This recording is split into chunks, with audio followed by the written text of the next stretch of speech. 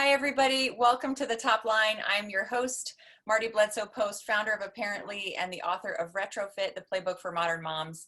And just like you, I'm a working parent with a long to-do list and a short attention span. That's why every week I do a brief interview with a working parent on the front lines to understand how they're balancing career and family. And this week I have a special guest, Stephanie Hanna, who is joining me from outside the early voting center in Franklin County, Ohio. Hi, Stephanie. Hi there. Thanks for having me. Sure. Thanks for fitting us into your day today. Can you just tell us a little bit about your family and work scenarios right now? Yeah, so I am Stephanie Hanna and I am married. I've been married for a little over 5 years. I have two stepkids. They are 20 and 17, and two kids, one who just turned 4 and one who's about 2.5. And I wear a couple different hats, but right now I am campaigning and running to be a judge in our domestic relations and juvenile court, which is the court that handles divorce, dissolution, and child custody. My husband works from home, and even before COVID, he worked remotely. Most of his colleagues are either overseas or in New York. He did have a co-working space since COVID. Now he's at home.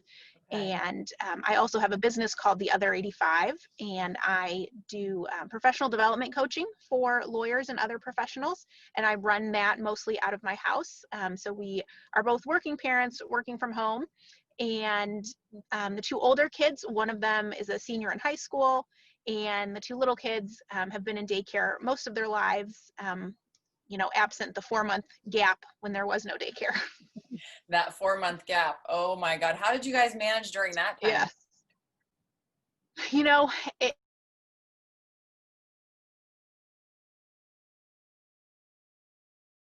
Oh, I think we froze. Either we froze or you have to think about that a while, which I might, understand. I think we might have frozen up. Let me give it a second here.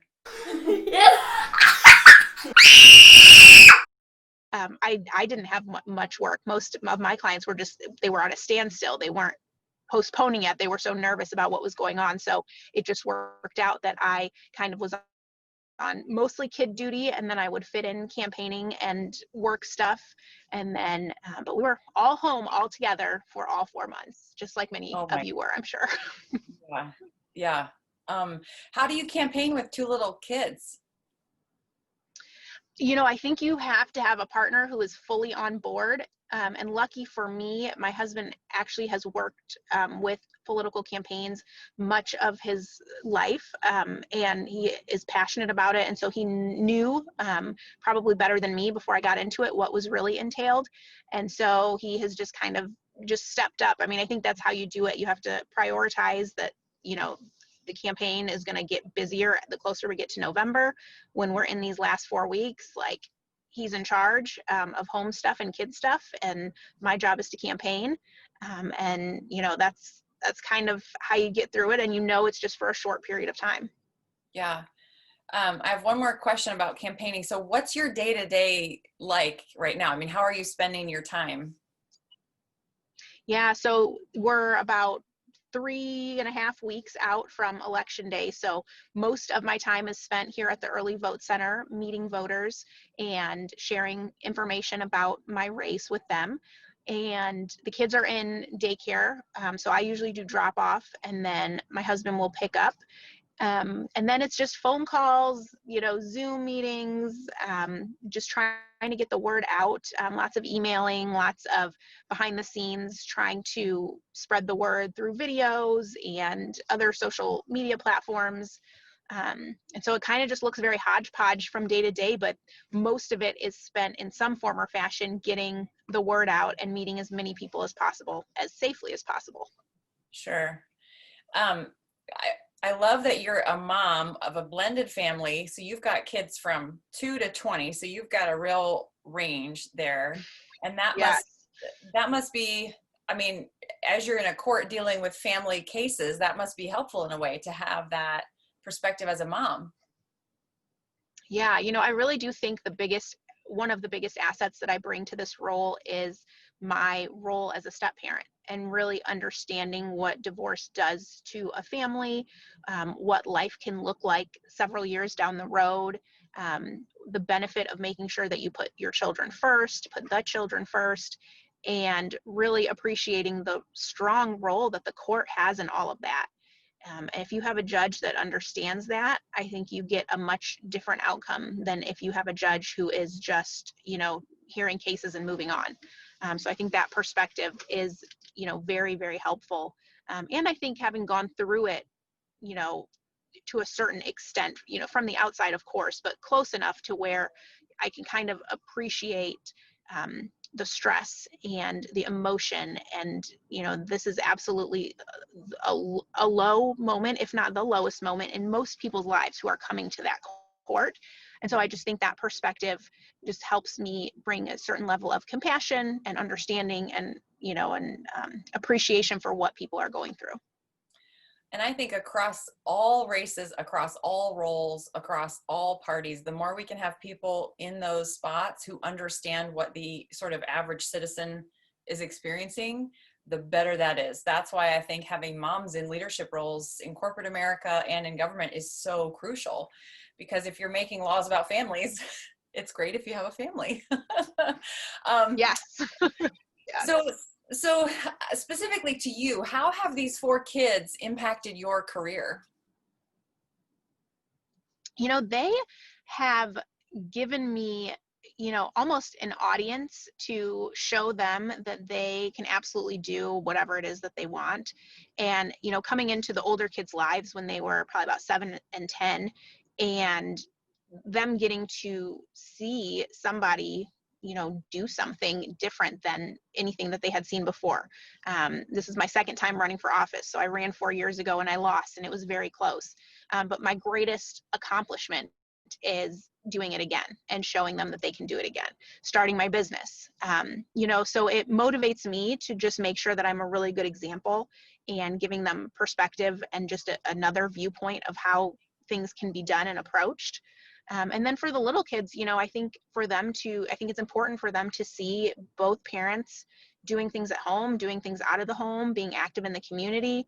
My kids have seen my billboards and my commercials, and, I love that they get excited, but they're like, yeah, that's mom on TV. It's not like, mom, why is that you? Why isn't that dad? Right. It's just part of the routine. Mm-hmm. And I love that they get a chance to see that. Do you feel like you've had to take any steps back or down or around them as they've changed ages and phases? Probably a little bit initially. So I didn't get, I was over 30 when I got married and had my kids. So I was like 32, 33 maybe. And so I was lucky because I got to have a big chunk of time that was dedicated solely to career and solely to being involved in the community and doing whatever I wanted, and saying yes to everything. And so that for me was probably the biggest shift. And it wasn't because there was no pressure from anyone other than myself. When I realized, like, hey, I've made investments in myself, my community, in these relationships for the last 10 years. I can take a couple months to focus on these brand new babies that are here, and finding that, that new balance, and then being an entrepreneur, I think really has been the best sort of shift that I made early on, because then I just had a lot more flexibility and control over what my day looked like. Yeah, that really helps. So what do you feel like you need in your life in terms of conditions to feel like you're your most creative, like you're hitting on all cylinders, things are really flowing? What does that look like for you? Yeah, so a lot of it is outsourcing as much as possible so that I am only focusing on the really important stuff. COVID has hampered that a little bit, but before that, when I'm firing on all cylinders, I am like letting go of a lot of stuff.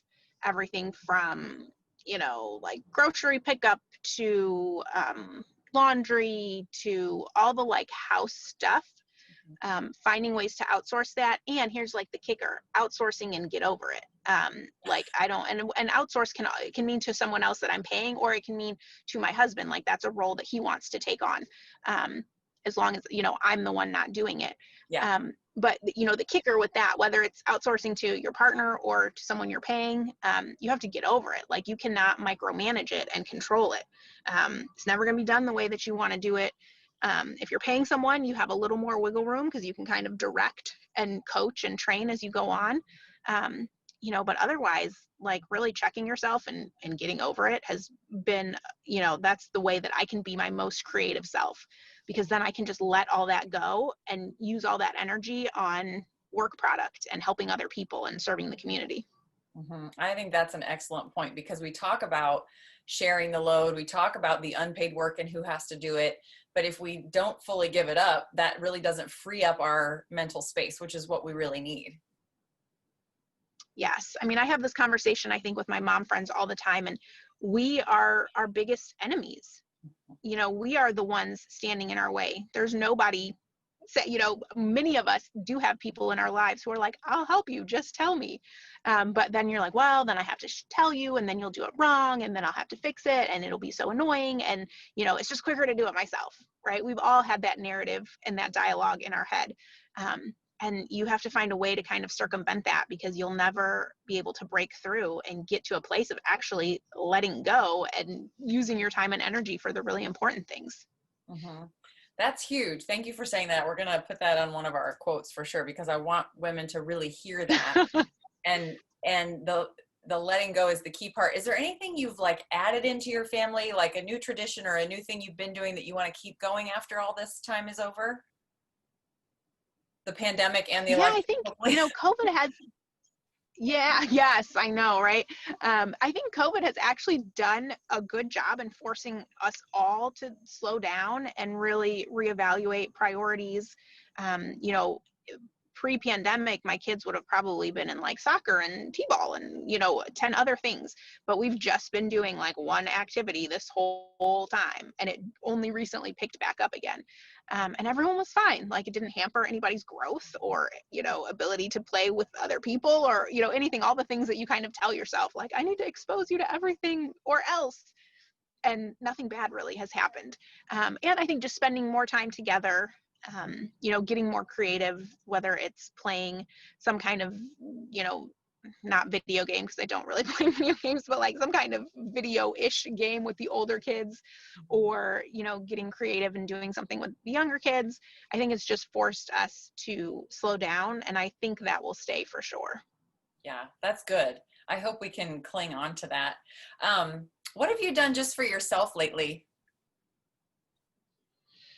I mean, really, and and it's not like to turn the question around, but really campaigning. Like, this has really been for myself. Like, this is something I want to do, and to have the freedom and flexibility and ability to do it is like the greatest privilege of my career. I have also been working out a lot more and more intentionally, and with someone to help me do that and make sure it's on my calendar. That's probably been a big one over the last maybe 6 or 8 weeks. And someone is coming to my house, to my driveway, and we're working out together. And that, prior to this, if someone would have said that that's what I was doing, or that was an option, I would have been like, I don't need that. I could, do it myself, or I could go to the gym, or I could whatever. But the reality is that wasn't happening. And I needed that to make me be able to do all of these other things. And so finding a place and a way to make that happen has been really huge. But, those, for this season, those are the things that I'm doing. I think in general, outside of election season, paying more attention to social circles and investing in relationships, those sorts of things, they fuel me and are things that I enjoy doing. Mm-hmm. Those are all great, because you're balancing things just for you and also that relational piece. And I think that's really wonderful. Do you have like a guilty pleasure or a stress reliever that you go to when it's just all getting to be too much? I've developed over over the COVID period, trying to think of the name. It's a show, and I very rarely watch TV. So this is, it's going to come to me. It's one of those like marrying a stranger shows. Oh, really? Oh, fun. Yes. Like Married at First Sight. That's what it's called. Okay. Married at First Sight. I also have seen Indian Matchmaker. So just watching all of these interesting relationship, shows, I don't know why, is very entertaining to me. Okay, that's a great one. I've been loving people's suggestions on that question because I'm learning all kinds of new things to check out. Right. Um, if you could design a t-shirt for working parents right now, and you can think about it as working moms or working parents, however it best suits you, like what would the t-shirt say? Probably get out of your own way. Mm, Like you can actually do, and it's a little tough love, I get that, but I think so, some of my best girlfriends have said that to me to my face, and I have said that to them to their face. And that's what I think makes our relationship the strongest, is when there's something in front of you and you want it and you have 20 billion excuses, and many of them center around family or motherhood or whatever. And when you start digging into it, it's just your perceived reality. It's not what's really going on. There actually are solutions. So it might sound a little harsh, but I mean it in the most loving way. Just, kind of get out of your own way. You can absolutely do anything that you're trying to do. There may be a season for it or a time for it, but don't limit yourself by your own thoughts. mm-hmm.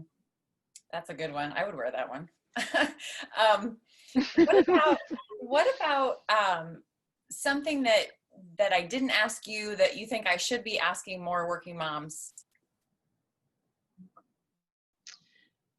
Probably, what is something you are the most proud of in terms of your role as a parent or as a working parent? Because I think sometimes it's so natural and easy to talk about all the hard parts, but there's a lot of things that everyone is obviously doing well and doing right, and shining light on those could be cool to hear from other people. Yeah, absolutely. What would it be for you?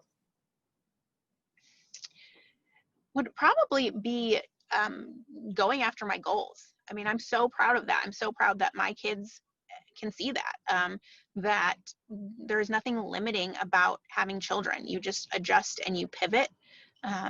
And, for you to figure out ways to fill your cup and chase your goals makes you a better parent. And it may not seem obvious in the moment. There are definitely days where I've gone 2 or 3 nights in a row without putting my kids to bed or being there at bedtime. That doesn't feel great, but it's a blip on a radar. It happens once every couple of weeks for an election season, right? And then after that, it becomes a priority that I'm there all the time. So, keeping that in perspective and finding a way to push past the uncomfortableness and going after things that I want to go after. Mm-hmm. That's awesome. When you if you are elected, what will your day-to-day life be like then? Will you be doing mostly judicial work and less consulting?